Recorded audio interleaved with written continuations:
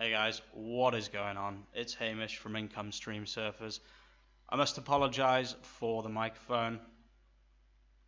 Just ignore it. I just want it to be the best possible audio experience, and my microphone is unfortunately not omnidirectional yet.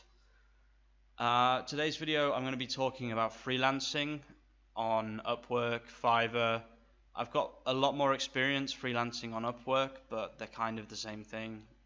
Fiverr it's a little bit different, I guess, but at a base level, the advice that I'm going to give you is the same thing, and the reason that I think it's important is the same thing.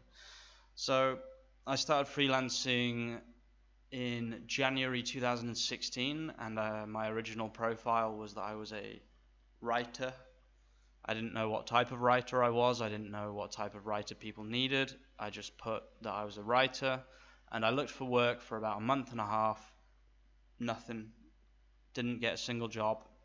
I eventually managed to get a job writing proposals for someone on Upwork, which I only did to get five stars, which I got a 5-star rating, which is definitely one of the most important things. But the more important thing is that you niche down in your chosen skill. So the first thing you need to do, obviously, is you need to choose a skill. So writing, graphic design, whatever. I haven't prepared this video, as you can probably tell. Proofreading, I don't know, whatever you're good at. Programming. First of all, you need to find your skill. But you don't need to be amazing at this skill. Okay, that's the really good thing about freelancing, because people pay for what they get. People know that if they're paying $4 an hour, they can't expect like godlike work. So you can kind of learn on the job, which is a really, really good benefit of freelancing, is that you can learn while you're freelancing. But definitely niche down within your chosen skill. So I chose writing. I didn't really find work except writing proposals for someone on Upwork, which was really weird, actually. It was a really, really weird job. But then I niched down and I read about SEO, and I was like, it doesn't seem that difficult, which it wasn't. 5 years ago, SEO was the easiest job in the world. You just had to put content on a website and it would rank. It's a lot more difficult now, but I'm slowly beginning to realize that it's actually exactly the same as it was. This is a little bit off topic, but organic SEO is I'm kind of at this point with organic SEO that it's from that film. I can never remember the film, but if you build it, they will come. And I was watching an Ahrefs video. They make good videos, but they're trying to sell an SEO tool at the end of the day. So they would say this, but they were saying that that's not true. If you build it, they will come. That's not true, but I think it is.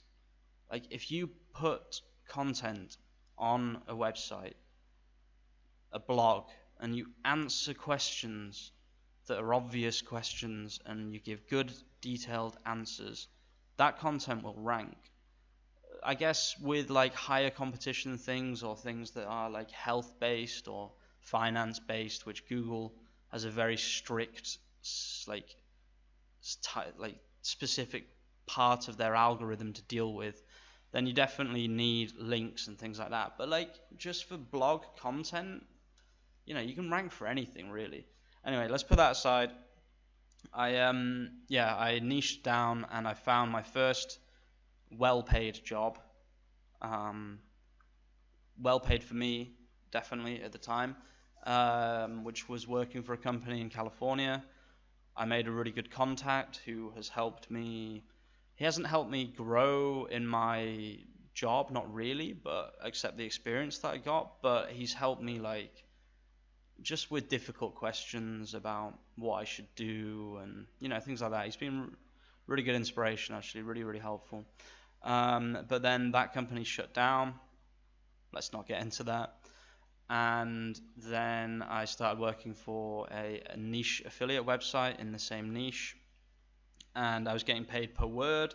And holy mother of God, if you have the patience and you really, really need money and you're a native English speaker, or you are, like a Spanish speaker or Italian speaker, or I don't know, anything really, and you're good at writing, I really, really recommend trying to find a freelancing job writing affiliate niche articles, paying per word. If you're fast at writing, being paid per word is incredible, honestly. It's really, really good. And yeah, there's AI content, but like I still think there will always be content that needs to be written by a human. Like I don't think AI content can write a good, informative, niche affiliate marketing website thing. Like an article that has to give good advice. Like I'm not convinced it can do that. Maybe not yet. Maybe it will be able to in the future. I don't know. But so yeah, my first piece of advice is to niche down. My second piece of advice is if you're young and you're watching this, just make a Fiverr account, make an Upwork account, do it today. Pick a niche that you find fun. Like if you enjoy drawing, graphic design, if you enjoy writing, look at SEO, look at copywriting. Maybe not copywriting because of AI, but look at, I don't know, programming. Learn programming if you're young as well. There's free resources. freecodecamp.org is free to learn to code. So start learning as soon as possible and learn while you freelance. Okay, so you've picked your skill and you've niched down on that skill. Now you need to start either writing proposals or you need to make 7 gigs on Fiverr within that skill. And every time you get a job, first of all, you go for all of the low paying jobs, okay? I was working for $3 an hour and Upwork was also taking 20%, and I did that because and then I over delivered. I gave them amazing work for very, very cheap, much cheaper than I really felt that I should be working for. But you've just got to do it, because at the beginning no one knows if you can do the work. And let's say you get like a really, really high paying job and you don't know what you're doing, like you can really mess up your account very, very easily on these platforms. And there are a million people behind you waiting to take your position. So don't mess your accounts up. Don't take jobs that you can't deliver on. Be careful, okay? If you're just a starter programmer or you don't know anything about programming, don't apply for programming jobs and try and trick them. It's not worth it. Learn to program first and then apply for them. Or find someone who's willing to teach you and pay you on Upwork. The good thing about Upwork actually is that there's a lot of feeling of collaboration. I always felt like I was collaborating with the people that I was working for. I had really good experiences, really long-term relationships with clients on Upwork. Fiverr is actually the same. It's happened to me once so far that I found someone that I'm really, really happy to be working with still, kind of, in some capacity. So the good thing about these freelancing platforms is that you can build relationships as well. And the other really, really, really important thing is that you can build a portfolio. And you keep that portfolio. You make a Google document. You put everything inside. You can even make your own WordPress website or whatever it might be if you really want to. If you're a website designer, that's probably a good idea to make a really nice, not even WordPress, whatever, website, portfolio. You need to show people in the future, if you want to start earning more money, that you can do the jobs that you're applying for, because they don't mess around. Everyone else has a portfolio. You need to work on your portfolio and you need to save it, and you need to treat it like it's your baby. Okay, let's finally talk about the disadvantages of freelancing websites.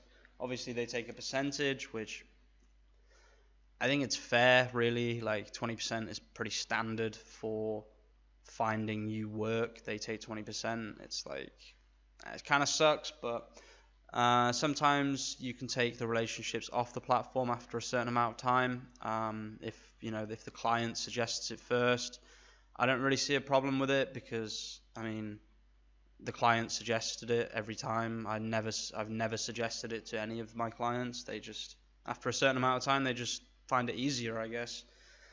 And another really big disadvantage is saturation. Obviously, like Fiverr, very, very saturated platform. Upwork, it depends on your profile. You have to really try and find, if you're just starting out on Upwork, you really have to do some low paying jobs and try and get those 5 stars. Like, you really, really need those 5 stars. They help you a lot. Would I make a Fiverr on Upwork today if I was 21 again? Yes, 100%. It got me to where I am now, which is working for a medium-sized company in-house as their SEO. Really, really happy there. It's fun. It's really interesting working with loads of Italian people. Yeah, I would highly recommend it. It's difficult. It's a grind, and you have to push yourself. No one's gonna promote you, except maybe the websites like Upwork and Fiverr. But like, you have to push yourself into communities, and whatever it might be. It's hard work, and clients are a nightmare sometimes. And there's a lot of undercutting, and there's a lot of competition, and it's a bit cutthroat. But I would still, if I knew everything I knew today and I had gone through all of it, I would go through all of it again to get to where I am now. And that's what you need to view freelancing as, because at the end of the day, no one wants to freelance on Upwork and Fiverr their entire life. Like, it's stressful. It really is. It's a bit of a nightmare sometimes, honestly. It's very tiring, and dealing with people all the time, very inconsistent at times. Like, obviously, I could sit here and say that you could earn millions, but like, it's really inconsistent. You make one mistake, or one client doesn't like you, you're out. Okay, guys, I don't know if that's going to be helpful for anyone, but I've been freelancing for years now, and I would recommend it. If you're young, or even if you're not young, even if you're just working a job that you're not particularly fond of, it's a good way to change your circumstances and go into a new path in life, which I am now on. So my advice to you is to make an account on Upwork and Fiverr. Getting onto Upwork can be difficult. I suggest that you actually make a website and put some, like testimonials from friends, or I don't know, put something good on your website that shows what you can do, and make a business email, make a domain specific email, like hamish@incomestreamsurfers.com, and then apply to Upwork, because using a normal email doesn't really show commitment to being a freelancer. That's what I read online anyway. I would look for a guide to guide you on getting Upwork. Fiverr is really easy. Anyone can join Fiverr. So make an account, start pushing yourself, and good luck out there, guys, because it's difficult. You can't see my cat. My cat just jumped on the sofa behind me. I can see her, but you can't. Alright, guys. Peace out. I'll see you soon. I've got a really, really good video coming up. I know that only like 5% of people will be watching this, but if you're out there, I've got a really good video coming, so stay tuned.